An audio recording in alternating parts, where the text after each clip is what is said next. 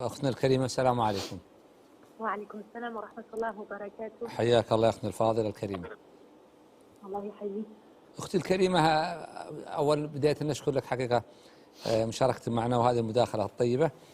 نريد حقيقة أن نبين للإخوة والأخوات من يتحدث باللغة الفرنسية وحقيقة ممن يعني حقيقة ما وضحت له صورة الإسلام الحقيقية، ندعو حقيقة لفهم حقيقة الإسلام الحقيقية وماذا كان محمد صلى الله عليه وسلم يدعو له، ماذا كانت دعوة محمد صلى الله عليه وسلم، ثم بعد ذلك تتحدثين بارك الله فيك تكريم المرأة الإسلام وكيف أن الإسلام رفع من شأنها وعزز مكانتها وحفظ حقها، وصورة من تعامل النبي صلى الله عليه وسلم مع زوجاته. ولا تختمين أختي الكريمة بدعوة للإخوة والأخوات الأفاضل الأكارم من الفرنسيين ممن حقيقة غابت عن حقيقة الإسلام أن يفهمها كما هي وأن يقرأها ويطلع عليها، ودعوة حقيقة لتقبل هذه الدعوة. فتفضلي بارك الله فيك. بسم الله الرحمن الرحيم. Malheureusement, en France, une grande partie des musulmans sont peu inscrits dans la religion. Et pour ma part, j'ai fait ici il y a cela quelques années. Et c'est en arrivant en Arabie, alhamdoulilah, que j'ai appris peu à peu les bases et les fondements de notre religion. Et que j'ai compris en fait que notre religion, c'est un mode de vie.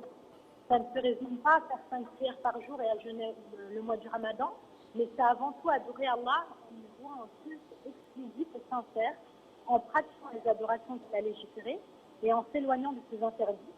Et parmi les moyens de se rapprocher d'Allah, subhanahu wa ta'ala, il y a le suivi du prophète Mohammed sallallahu alayhi wa sallam. Donc, notre prophète sallallahu alayhi wa sallam, il a reçu la révélation et il l'a enseigné à ses compagnons. Et la première chose à laquelle il a appelé 10 années durant, c'est l'unicité, le tawhid, c'est-à-dire vouer nos adorations à Allah exclusivement. Et cet appel a été fait par notre prophète sallallahu alayhi wa sallam de la meilleure des manières. Il a enduré les injures, les agressions et ses compagnons ont été torturés. Et notre bien-aimé sallallahu alayhi wa sallam a appelé à la patience. Aux injures, il a toujours répondu par la paix et par la patience. Jusqu'à ce qu'Allah subhanahu wa ta'ala lui ait permis de quitter Mecca pour rejoindre Médine. Donc dire que notre religion est une religion de violence, une preuve évidente d'ignorance. Car la violence, la haine, la grossièreté, c'est autant de choses qui sont à l'opposé du comportement de notre bien-aimé sallallahu alayhi wa sallam. Et d'ailleurs, il appartient à tout musulman de s'inspirer de son noble caractère, de sa haute moralité et de faire des efforts pour tenter autant que faire se peut de lui ressembler. Alors concernant le statut de la femme en islam, souvent on entend des ennemis de l'islam et malheureusement aussi de certains musulmans qui sont ignorants de leur religion, que la femme musulmane est rabaissée. Et bien au contraire, l'islam est venu élever la femme. L'islam lui a accordé des droits qui lui étaient reniés lors de la période pré-islamique, chez les Arabes, mais aussi chez les autres civilisations. Le Coran accorde à la femme de nombreux droits.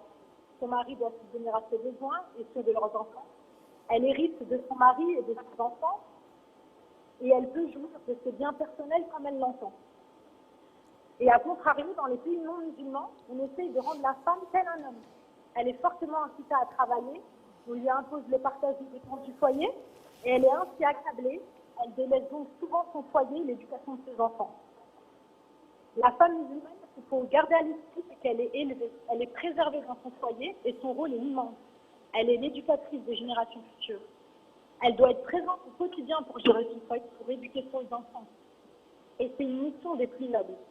Alors oui, la femme musulmane doit obéir à son mari, dans ce qui est licite. Mais pour qu'il y ait un équilibre dans un foyer, dans une entreprise, dans quelle que soit la communauté, il faut un seul chef. Et cela ne veut pas dire que le mari ne consulte pas son épouse ou est un dictateur, loin de là. Et d'ailleurs, notre prophète qui est notre modèle, sallallahu alayhi wa sallam, il discutait avec ses épouses. Et il prenait conseil auprès d'elle. Et on a l'exemple Salama, radiallahu anha, qui a conseillé au prophète de sortir de son état de sacralisation quand ils n'ont pas pu effectuer la Umrah lors du pacte d'Al-Hudaybiyah. Et le prophète, sallallahu alayhi wa sallam, il a suivi les conseils de son épouse. Donc, quel conseil on peut donner aux musulmans? Il convient à tout musulman de lire la biographie de notre bien-aimé, de s'instruire de s'inspirer de son comportement et notamment de sa vie conjugale. Le prophète sallallahu alayhi wa sallam, c'est un chef d'État, un époux, un père de famille, un commandant d'armée, et malgré ses nombreuses fonctions, il accordait à chacune de ses épouses du temps, de l'écoute, des moments de détente, comme la fois où il a fait une course avec Aïcha, radiallahu anha, où quand il écoutait son épouse Aïcha lui raconter de longs récits comme le récit d'Oumuzar. Il a été confronté, comme tout le monde, à des conflits conjugaux et il les a résolus de la meilleure des manières. Il n'a d'ailleurs jamais levé la main sur une de ses épouses.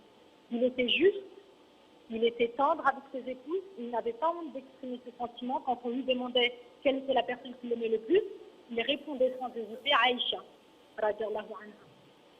Et il était également très fidèle. Après le décès de Khadija, sa première épouse, radiallahu anha, avec qui il a été marié avec elle, c'était sa seule épouse pendant de nombreuses années, jusqu'à son décès.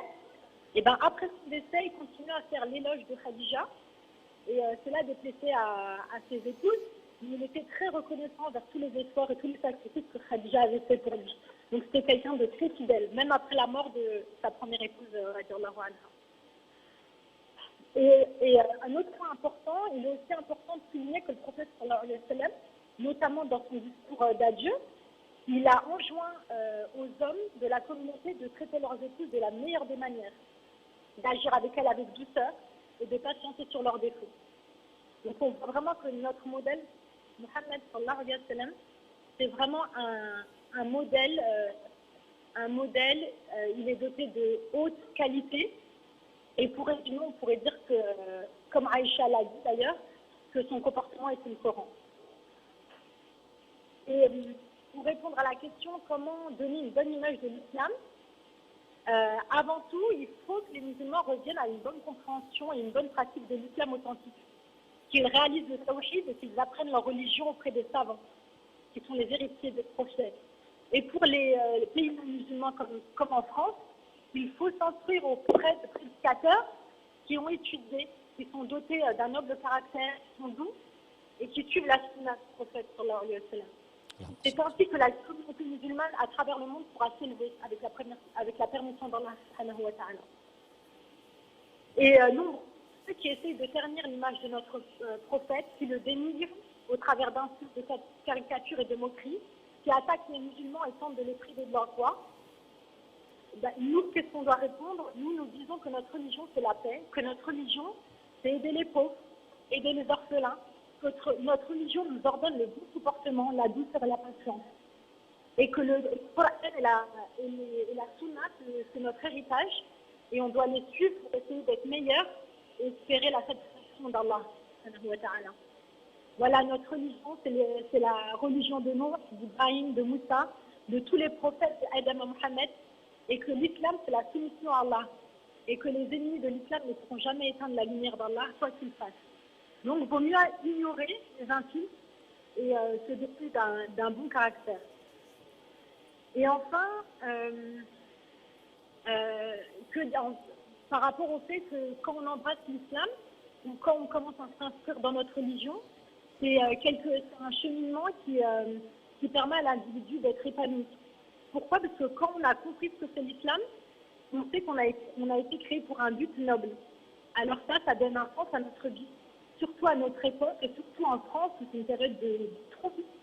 Donc l'islam, c'est un mode de vie qui régit notre vie dans son entièreté et qui permet à l'individu d'atteindre une sérénité dans le sens où on sait que Allah, subhanahu wa ta'ala, il est là pour gérer les choses et qu'il le fait de la meilleure des manières.